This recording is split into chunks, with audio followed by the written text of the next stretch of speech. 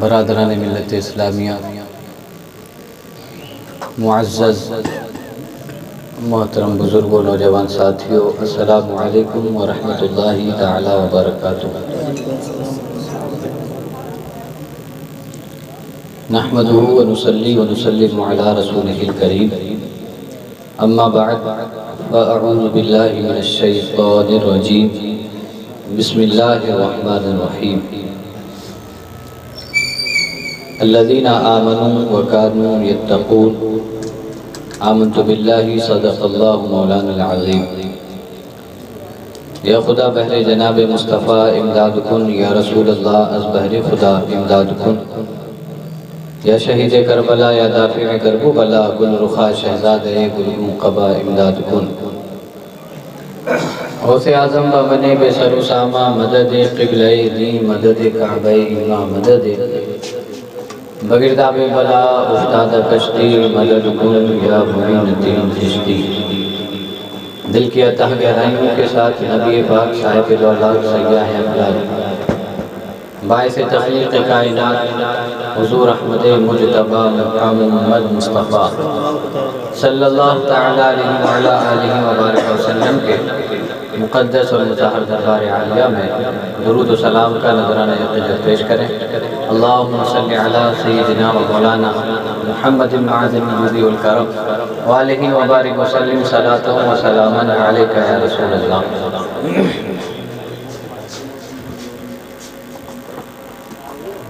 آپ حضرات نے مجھ سے قبل بہت سی تقریریں سنی اور بہت سے شعراء اسلام سے کلام بھی سماعت فرمائے، اور میرے بعد بھی آپ کو اچھی اچھی آوازوں میں اچھے اچھے کلام سماعت فرمانے ہیں۔ میں آپ کے بیچ تھوڑی دیر کے لیے ہوں، میں آپ کا زیادہ وقت نہیں لوں گا، کیونکہ وقت 12:41 ہو چکے ہیں، اور آپ کے بستی کے بہت سے حفاظ کرام، علماء اعظام بھی تشریف فرما ہے، ان کا بھی آپ کو بیان اور کلام سننے ہیں۔ اس محفل کو نسبت ہے فرد الافراد، بدر الابدال، قطب الاقطاب، غوث الاغواث، سیدنا شیخ عبد القادر جیلانی حضور غوث اعظم رضی اللہ تعالیٰ عنہ سے۔ حضور غوث اعظم رضی اللہ تعالیٰ عنہ کی زندگی کے بہت سے پہلو ہیں،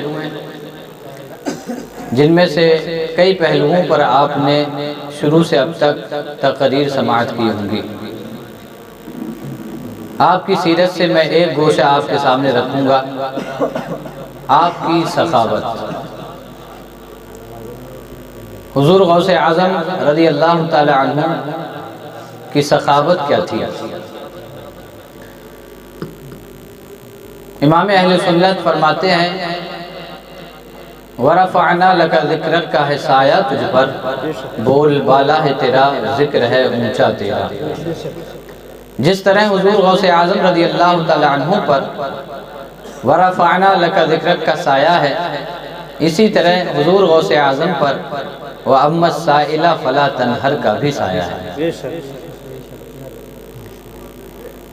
اللہ تبارک و تعالی نے اپنے محبوب سے فرمایا وَأَمَّا السَّائِلَ فَلَا تَنْهَرْ، اے محبوب اگر تیرے دیار میں کوئی مانگنے والا آئے تو اسے منع نہیں کرنا ہے۔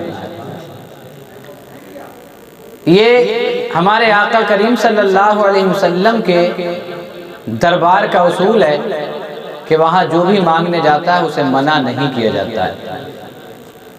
یہاں تک کہ اگر ہمارے آقا کے پاس کچھ بھی نہ ہوتا تو آپ قرض لے کر کے آنے والے کے سوال کا جواب دیا کرتے، مانگنے والے کی مراد کو پورا کرتے، اگرچہ آپ کو قرض لینا پڑتا۔ اسی طرح ہمارے پیران پیر، دستگیر روشن ضمیر سیدنا شیخ عبد القادر جیلانی رضی اللہ تعالی عنہ کی بھی سخاوت ہے، اور آخر سخاوت ان کی ایسی کیوں نہ ہو، وہ بھی تو اسی گھر سے تعلق رکھتے ہیں وہ بھی اسی گھر سے تعلق رکھتے ہیں کہ جس گھر سے مانگنے والا بے مراد واپس نہیں جاتا ہے۔ حضور غوث اعظم رضی اللہ تعالی عنہ سخی بھی ہیں، اور کیسے سخی ہیں؟ حضرت عبدالرزاق رحمت اللہ تعالی علیہ شہزادہ غوث اعظم رضی اللہ تعالی عنہ فرماتے ہیں کہ میرے والد محترم یعنی حضور غوث اعظم رضی اللہ تعالیٰ عنہ حج کے لیے سفر پر نکلے۔ پہلے کے زمانے میں قافلے کے ساتھ سفر ہوتا تھا، اور جب رات آتی تھی تو کہیں پڑاؤ ڈال لیا جاتا تھا، رات گزار لی جاتی تھی۔ رات کی تاریکی اپنے آپ کو سمیٹنا شروع کرتی اور سورج اپنی روشنی کی چادر کو پھیلاتا، تب قافلے کوچ کرنے کا ارادہ کرنے لگتے۔ حضور غوث اعظم رضی اللہ تعالی عنہ کا قافلہ بھی حج کے سفر کے لیے نکلا۔ بہت دور چلنے کے بعد جب شام کا وقت ہوا، شیخ عبدالرزاق رحمت اللہ تعالی علیہ فرماتے ہیں میرے والد محترم یعنی غوث اعظم رضی اللہ تعالی عنہ نے کہا، بیٹا دیکھو مقام حلہ میں کسی غریب کا گھر ہے؟ عرض کیا جی ابا حضور، لیکن غریب کا گھر کیوں دیکھنا ہے؟ کہا آج کی رات ہم اسی کے گھر پہ گزاریں گے۔ دیکھیں پیرانے پیر ہیں، پیروں کے پیر ہیں، لیکن جب ٹھہرنے کے لیے کسی مقام کو چوز کرتے ہیں، کسی مقام کو منتخب کرتے ہیں، تو کسی امیر کا گھر نہیں دیکھتے بلکہ غریب کا گھر دیکھتے ہیں۔ اور سخی ایسا ہو تو پھر امیر نہیں دیکھتے، غریب ہی دیکھا کرتے ہیں، کیونکہ یہ آج کے پیر ہیں جو اگر کہیں ٹھہرتے ہیں تو امیر کا گھر دیکھتے ہیں۔ وہ پیرانے پیر تھے کیونکہ وہ جہاں بھی جاتے تھے لیتے نہیں تھے بلکہ دے کر کے مالدار بنا دیا کرتے تھے۔ اس لیے اپنے بیٹے سے فرمایا کہ اگر اس مقام پر کسی غریب کا گھر ہے تو ڈھونڈ کر کے ہمیں بتایا جائے۔ سبحان اللہ، واہ واہ، سبحان اللہ۔ شیخ عبدالرزاق رحمت اللہ تعالی علیہ مقام حلہ میں پہنچے، تلاش کیا کسی غریب کا گھر ہے یا نہیں۔ جا کر کے دیکھا ایک گھر تلاش ہوا جو سب سے زیادہ غریب تھا، جس میں ایک بوڑھا اور ایک بڑھیا اور ان کی ایک بچی تھی۔ جھوپڑی کا گھر تھا۔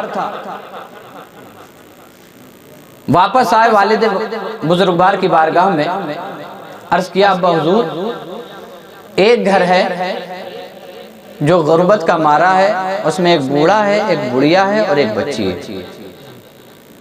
حضور غوث اعظم رضی اللہ تعالی عنہ نے کہا ٹھیک ہے آج ہم اسی کے گھر قیام فرمائیں گے۔ حضور غوث اعظم رضی اللہ تعالی عنہ شام کے وقت وہاں پہنچ گئے اور وہاں آرام کیا،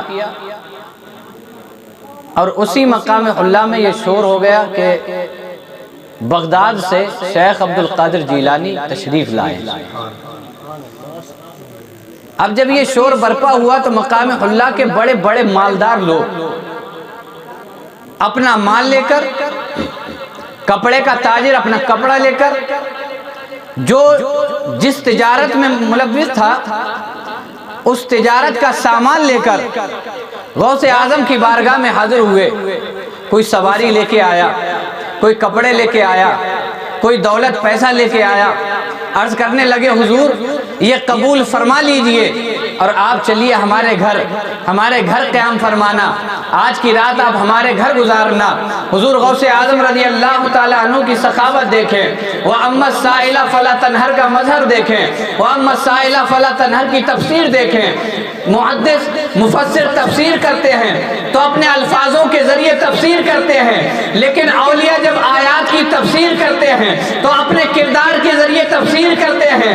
حضور غوث اعظم نے وَأَمَّا السَّائِلَ فَلَا تَنْهَرْ کی اتنی بہترین تفسیر فرما دی، جب لوگوں نے سامان دے دیا کہا ہماری طرف سے یہ آپ کے لیے تحفہ ہے، کسی نے مال پیش کیا، کسی نے کپڑا پیش کیا، کسی نے مال و دولت کے ڈھیر انبار لگا دیے، کہا حضور یہ آپ کے لیے ہے۔ غوث اعظم نے تمام مال لے کر کے کہا یہ تمام مال میں اس بوڑھے شخص کو دیتا ہوں گھر پر میں نے آج قیام فرمایا ہے۔ سبحان اللہ، واہ واہ، نعرہ تکبیر، نعرہ رسالت، سخاوت غوث اعظم، نعرہ تکبیر، نعرہ رسالت۔ حضور غوث اعظم رضی اللہ تعالیٰ عنہ سخی دیکھیں، سخی گھرانے سے تعلق ہے تو سخی تو ہوں گے ہی۔ تمام مال جتنا ملا سب دے دیا، کہا میں اس غریب کو دیتا ہوں۔ تمام لوگ جتنے وہاں کہا حضور جیسا آپ کا حکم، ہم بھی اپنے مال کو اس غریب کو دیتے ہیں۔ حضور غوث اعظم نے جتنا مال تھا غریب کو دے دیا۔ اور ذرا اسی منظر میں آج کے پیروں کی حالت دیکھ لیں کہ اگر آج کا پیر کہیں جاتا ہے تو پہلے تو امیر کا گھر ڈھونڈتا ہے، اور اگر اسے تحفے تحائف مل جائیں تو غریب کو دیتا نہیں بلکہ اپنی بوری میں بھر بھر کے لے جاتا ہے۔ یہ پیر ہیں جو مال لیتے ہیں، اور جو مال لیتا نہیں بلکہ غریبوں کو مال دے کے مالدار بنا دیتا ہے، اسی کو پیران پیر غوث اعظم کہا۔ حضور غوث اعظم نے تمام مال اسے دیا اور پھر اپنے سفر حج پہ نکل گئے۔ شیخ عبدالرزاق شہزادہ غوث اعظم فرماتے کہ بہت عرصے بعد میرا گزر مقام اللہ سے ہوا۔ جب میں وہاں سے گزرا تو میں نے پھر تلاش کی کہ بوڑھا شخص کدھر ہے، اس کا گھر کہاں ہے، دیکھوں تو شیخ عبدالرزاق رحمت اللہ تعالیٰ علیہ فرماتے ہیں میں اس بوڑھے کے گھر پر گیا تو دیکھا کہ اس کا عالی شان گھر بنا ہوا۔ شیخ عبدالرزاق فرماتے ہیں بتاؤ کہ یہ مالداری کیسے آئی؟ بیٹا مالداری اسی رات سے آ گئی تھی جس رات غوث اعظم یہاں تشریف لائے تھے۔ وہ مال دے کر کے مالدار بنا دیتے ہیں، یہ غوث اعظم کی سخاوت ہے۔ حضور غوث اعظم رضی اللہ تعالیٰ عنہ نے وَأَمَّا السَّائِلَ فَلَا تَنْهَرْ کی اپنے کردار سے تفسیر فرما کے دکھا دی۔ گویا کہ غوث اعظم یہ فرماتے ہوں کہ جب نانا کے دربار سے کوئی خالی نہیں لوٹایا جاتا تو اسی نانا کا نواسا ہوں عبدالقادر، اس دربار سے بھی کوئی خالی لوٹایا نہیں جائے گا۔ جو بھی اپنی خالی جھولی لے کر کے آئے گا اس کی خالی جھولی کو بھر کے بھیج دیا جائے گا۔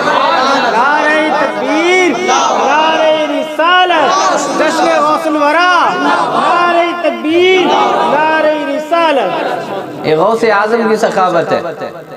غوث اعظم رضی اللہ تعالیٰ عنہ کی ہم کرامات سنتے ہیں، کثیر الکرامات آپ ولی ہیں، بہت کرامتیں ہیں۔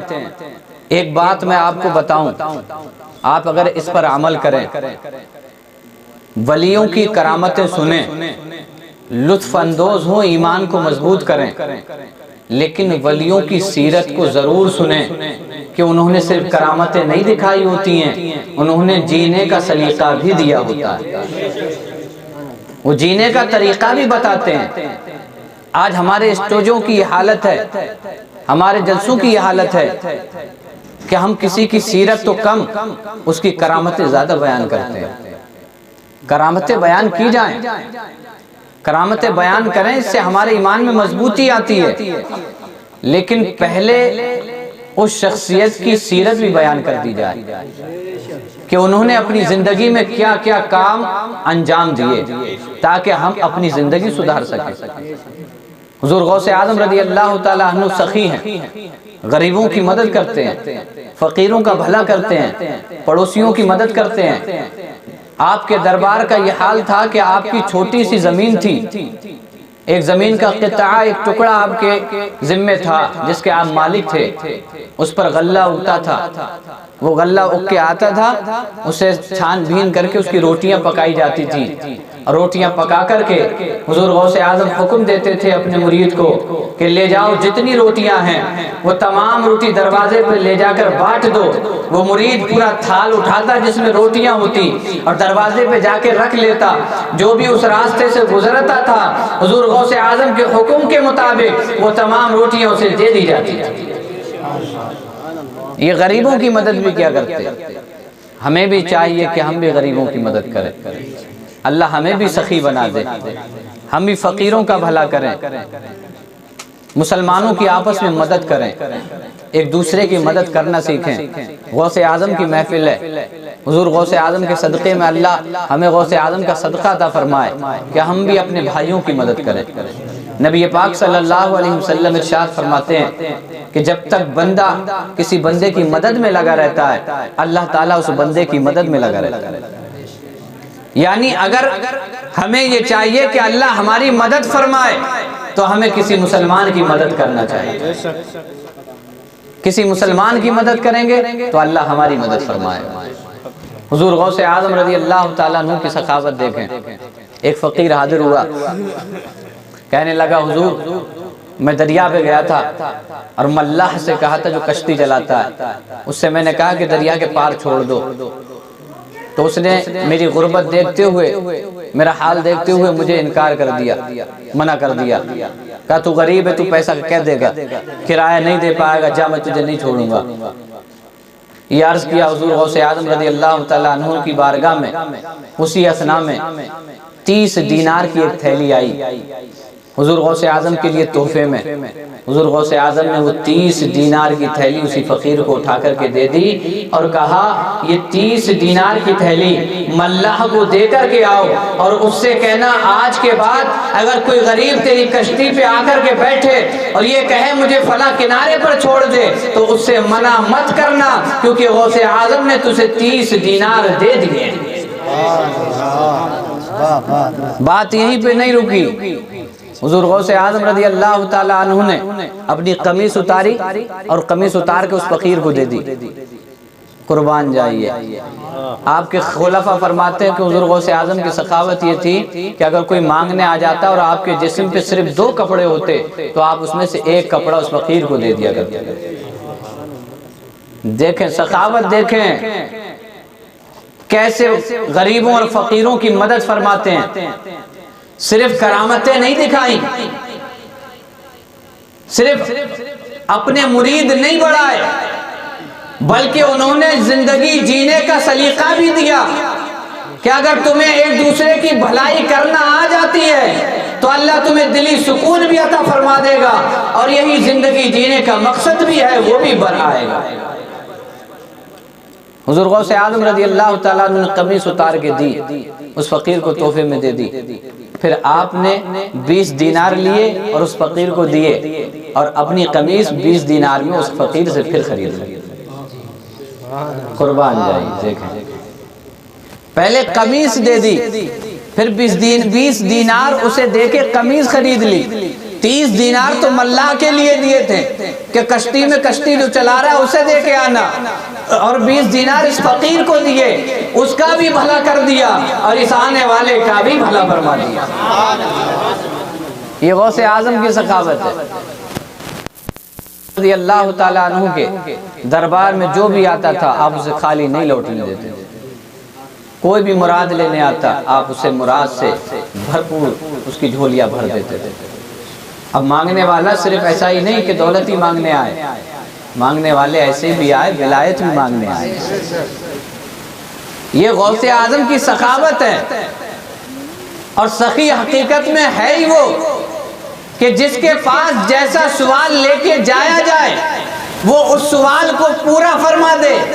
حضور غوث اعظم مظہر ذات مصطفیٰ ہیں، جیسے مصطفیٰ کے دربار میں اگر کوئی سوال مال کا لے کے آتا ہے تو اسے مال دے دیا جاتا ہے، اگر کوئی اولاد کا سوال لے کے آتا ہے تو اسے اولاد دے دی جاتی ہے، اگر کوئی ٹوٹا بازو لے کے آتا ہے تو اس کا بازو جوڑ دیا جاتا ہے، اگر کوئی آنکھ کا ڈھیلا باہر نکلا ہوا لے کے آتا ہے تو اس کے ڈھیلے کو رکھ کے اسے صحیح کر دیا جاتا ہے۔ یہ مصطفیٰ کا دربار ہے، جو سوال لے کے آتا ہے اسے انکار نہیں کیا جاتا۔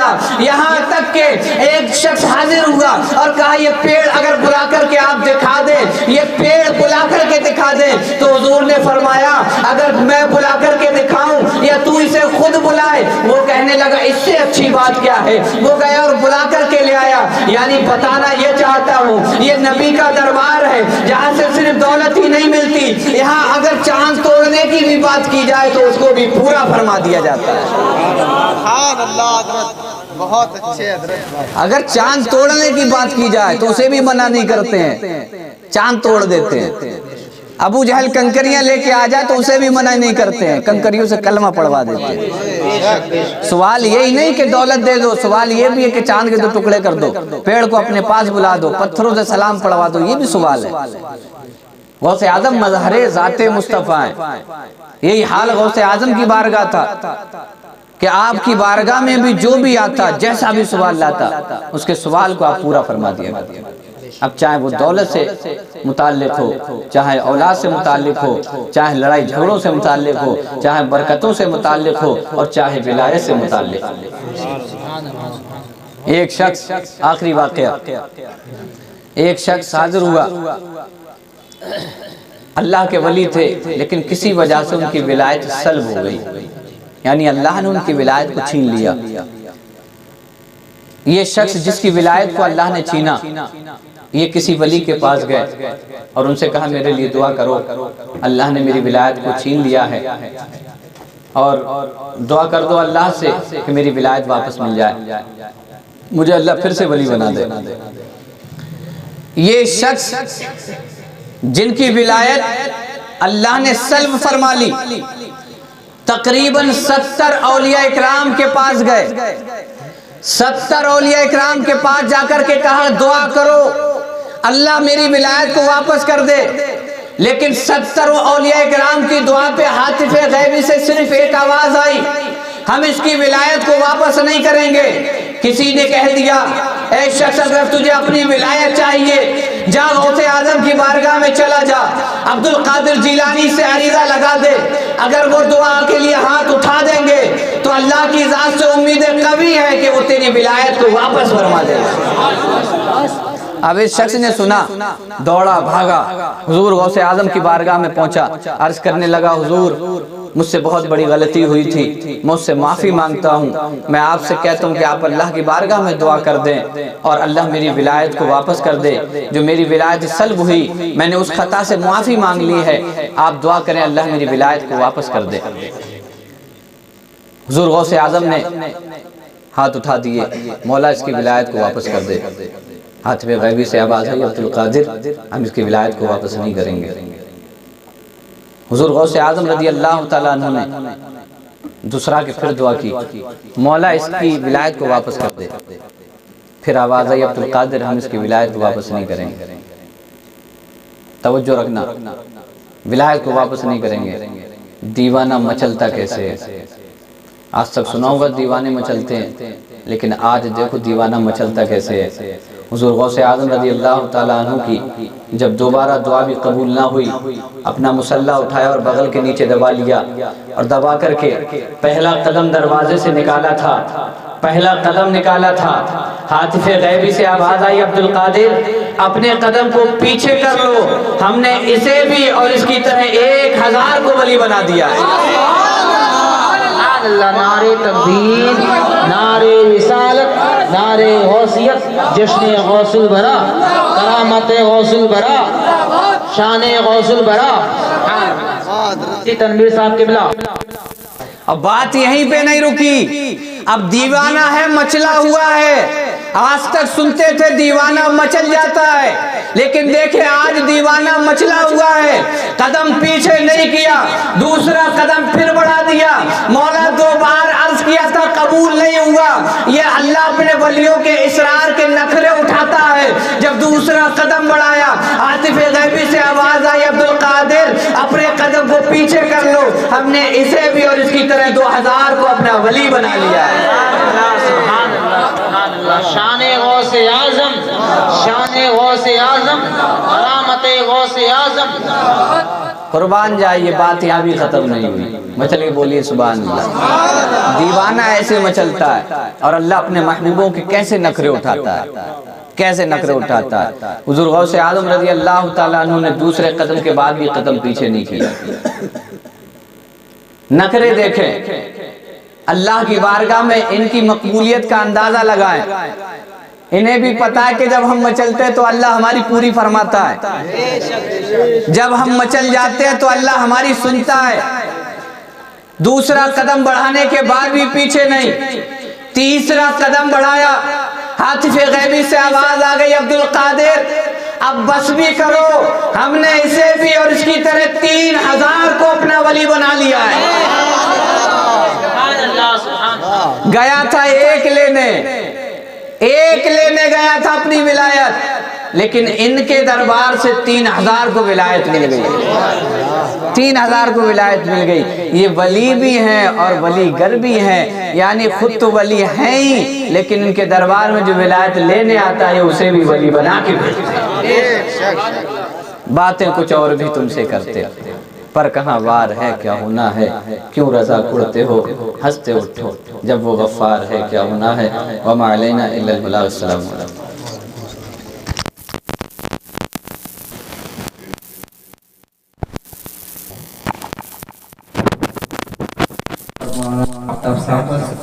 चंदन शेर के लिए आदने पे सलातो सलाम होगा, फाता होगी, फिर आप हजरत तबर्रुक लेकर तशरीफ लाइए। मौलाना तनवीर साहब को जाना है कि